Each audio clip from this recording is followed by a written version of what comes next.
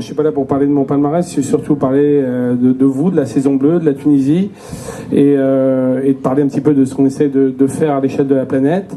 Donc moi en fait, si j'ai un grand parcours de navigateur, j'ai surtout la chance de faire un tour du monde petit à l'âge de 8 ans, pendant 4 ans avec mes parents. Un tour du monde magique où j'ai vu vraiment une mer bleue comme vous pouvez la voir. Et puis un autre tour du monde 33 ans plus tard. Et là, un vrai désastre écologique. Alors pas devant les côtes tunisiennes, mais plutôt en océan Indien, le long des côtes de l'Indonésie, du Sri Lanka, des Maldives. J'ai vraiment navigué pendant 2 mois dans les macro-déchets plastiques et voilà, les bouteilles d'eau, les sacs plastiques, tout ça. Et quand je suis rentré en France, on a créé la fondation The Sea Cleaner.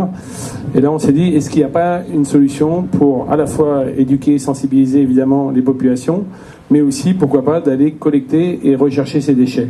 Vous le savez, un des plus grands dangers qui touche ces océans, c'est le plastique. Le plastique, voilà, aujourd'hui on en prend conscience, on en parle beaucoup dans les médias, mais ça fait malheureusement plus de 30 ans que ça pollue nos océans. La pollution passée, malheureusement, ça va être compliqué parce que c'est les microbilles de plastique, c'est des choses presque invisibles en fait, qui sont plus récupérables.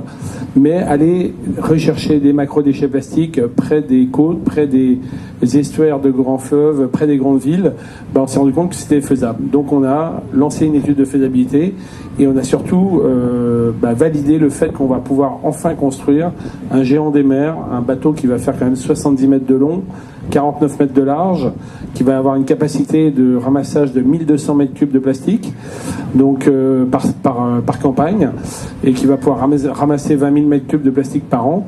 Ce bateau-là, il est encore aux mains des ingénieurs, mais il sortira du chapeau en France en 2022 pour le premier.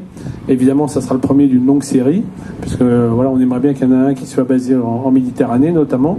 On a estimé qu'il faudrait une centaine de ces bateaux.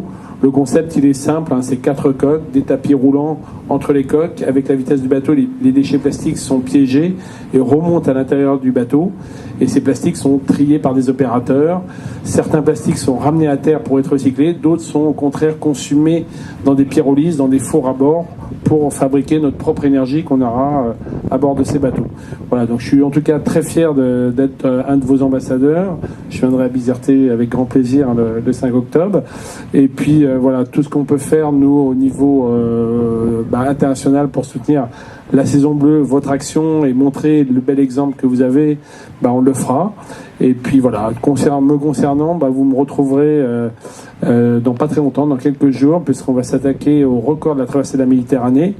Et pas de chance, ça tombe, l'arrivée c'est ici à Carthage.